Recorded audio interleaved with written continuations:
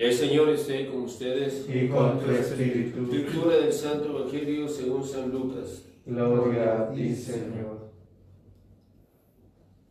En aquel tiempo designó el Señor a otros 72 discípulos y los mandó por delante de dos en dos a todos los pueblos y lugares a donde pensaba ir, y les dijo: la cosecha es mucha y los trabajadores pocos. Rueguen por tanto al dueño de la mies que envíe trabajadores a sus campos. Pónganse en camino, los envío como corderos en medio de lobos. No lleven ni dinero, ni morral, ni sandalias, y no se detengan a saludar a nadie por el camino. Cuando entren en una casa, digan que la paz reine en esta casa. Y si allí hay gente amante de la paz, el deseo de paz de ustedes se cumplirá. Si no, no se cumplirá. Quédense en esa casa. Coman y beban lo que tengan, porque el trabajador tiene derecho a su salario. No anden de casa en casa. En cualquier ciudad donde entren y lo reciban, coman de lo que les den. Curen a los enfermos que haya y díganles: ya se acerca a ustedes el reino de Dios. Pero si entran en una ciudad y no lo reciben, salgan por las calles y digan: hasta el polvo de esta ciudad que se nos ha pegado a los pies, nos lo sacudimos en señal de protesta contra ustedes. De todos modos, sepan que el reino de Dios está cerca. Yo les digo que en el día del juicio, Sodoma será tratada con menos rigor que esa ciudad. Palabra del Señor. Gloria a ti, Señor Jesús. Hermanos, todos hemos oído hablar de la sucesión apostólica. ¿Qué es la sucesión apostólica? Bueno, significa esto: a mí me ordenó un obispo. Bueno, yo tuve la dicha, hice una dicha, que me haya ordenado un gran obispo como es Monseñor Rodolfo Quesada Toruño. Pero a Monseñor Rodolfo Quesada Toruño lo ordenó como sacerdote otro obispo. Y a ese obispo que ordenó como sacerdote a Monseñor Quesada Toruño lo ordenó otro obispo. Y a ese otro obispo lo ordenó otro y otro y otro, y así, si nos vamos para atrás, ¿hasta dónde llegaríamos? Hasta uno de los apóstoles. Si nos vamos, ¿quién ordenó al otro y al otro y al otro y al otro? Y nos vamos para atrás, tarde o temprano llegaríamos ¿a dónde? A uno de los apóstoles. O sea, todos los obispos de alguna manera descienden de los apóstoles. Los apóstoles formaron pequeños grupos y de ahí fueron surgiendo ellos formaron a ciertos presbíteros. Es decir, hermanos, que en un principio no existían los tres órdenes, sino dos: los obispos y los diáconos. Los apóstoles fueron los primeros obispos, y los apóstoles, obviamente con excepción de Judas, formaron pequeñas comunidades, y a ellos les bastaba ser solo ellos para atender a esas pequeñas comunidades, porque eran pequeñas. Pero cuando las comunidades se fueron expandiendo y la palabra de Dios se fue expandiendo, ya resultaba que eran muchas comunidades para un solo obispo. Ya no se daba abasto. Hasta ahí surgieron los sacerdotes o presbíteros. Los diáconos, como lo sabemos, se dedicaban a la obra social. Nos lo dice el libro de los Hechos de los Apóstoles. Pero resulta que ahora los obispos ya tenían mucho trabajo y necesitaban ayudantes. Y ahí surgimos nosotros los sacerdotes, con esos ayudantes. Por eso es que nosotros en nuestra diócesis estamos todavía al servicio de un obispo. En teoría, por ejemplo, el que prácticamente es el obispo aquí en Zacatepeques es el padre Eric Monzón. O sea que todas las misas de Zacatepeques las tendría que celebrar el padre Eric Monzón. Así debería de ser. Pero él no se daría abasto. Necesita ayudantes. Por eso se habla del clero diocesano, y aún los que no somos diocesanos, que somos de una congregación religiosa, estamos a las órdenes de un obispo. ¿Por qué? Porque él ya no se da abasto. Y todos estamos para servir a ese obispo, en ayuda de él. Entonces, los apóstoles representan el clero, los sacerdotes, la vida religiosa, la vida consagrada. Hoy el Evangelio no nos está hablando de los apóstoles. Por lo tanto, el Evangelio de hoy no está hablando ni de sacerdotes, ni de monjas, ni de clero en general. ¿De quiénes está hablando? ¿Dice aquí sacerdotes? ¿En qué momento dice que son los apóstoles? No los menciona para nada. En aquel tiempo designó el Señor a otros 72 discípulos. No está hablando de los 12 apóstoles.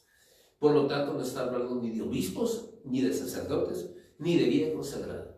¿De quién está hablando? De esos 72 que fueron los antecesores de los laicos comprometidos. Entonces, los laicos comprometidos ya fueron instituidos por Cristo. Y miren, no les dice solo vayan a orar por los enfermos, miren lo que les dicen.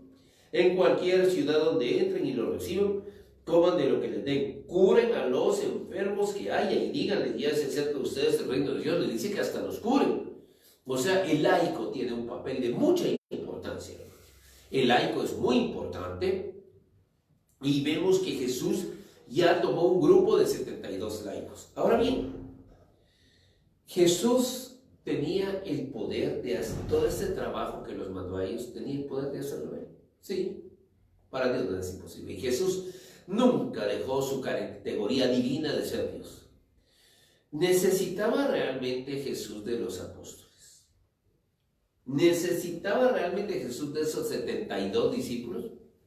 Lo puede hacer todo y no necesita de nosotros. Jesús pudo mandar ángeles hacer este trabajo y lo pudieron haber hecho mucho mejor que nosotros. Ahorita no tendría que estar yo celebrando la misa, tendría que estar un ángel. Jesús pudo mandar ángeles a hacer esta tarea y lo hubiera hecho mucho mejor, pero nos mandó a nosotros, seres humanos, tanto religiosos como laicos. Y hoy no habla de la vida religiosa, hoy no habla de esa sucesión apostólica, hoy habla de los laicos. Estos 72 discípulos de los que nos habla hoy el Evangelio son los laicos comprometidos. Y los laicos dentro de la iglesia son de mucha importancia. Y los laicos tienen muchos ministerios que son de mucha utilidad a la iglesia. De hecho, hay cosas que les quedan mejor a los laicos que a nosotros. Ahora, hay un ministerio que sí no nos es de mucha ayuda.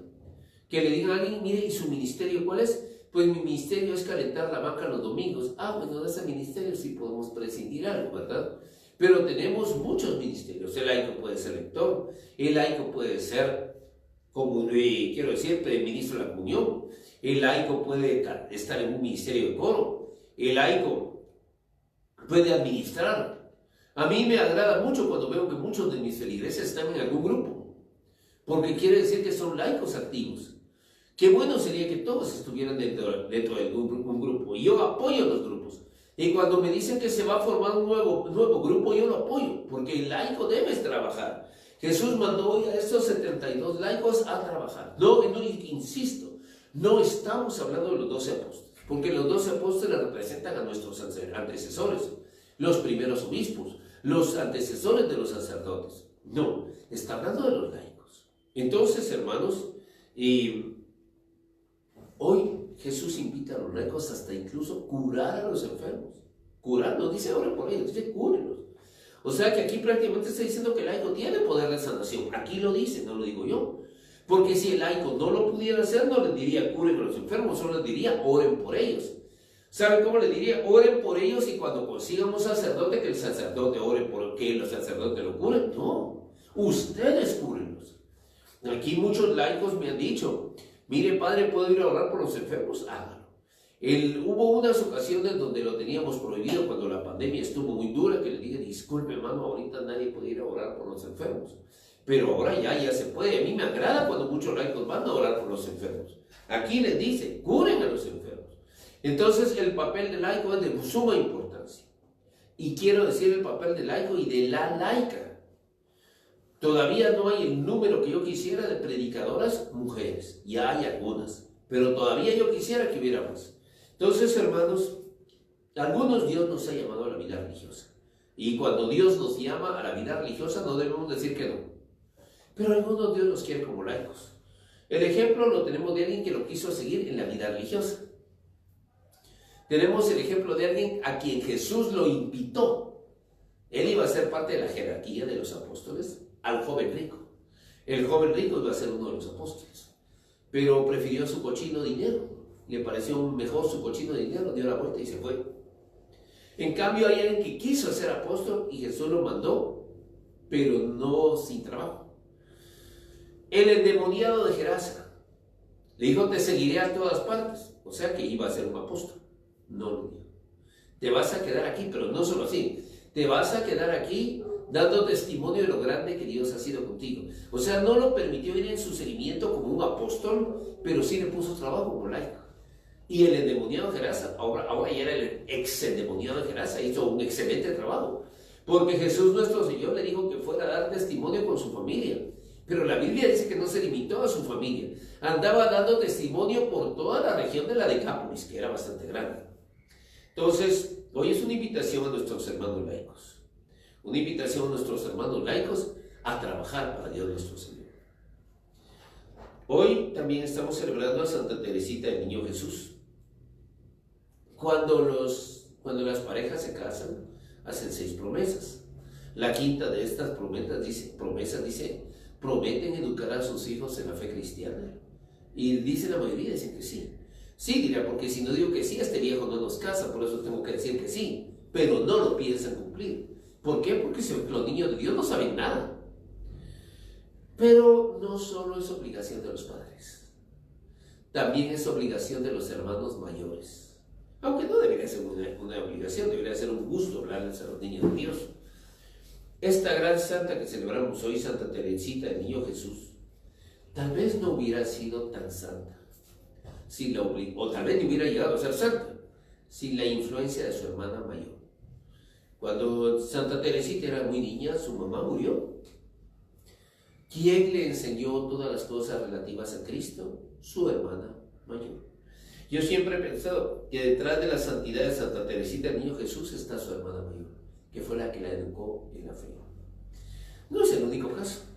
Santa Teresita es muy conocida. Hay un santo menos conocido, pero siempre santo.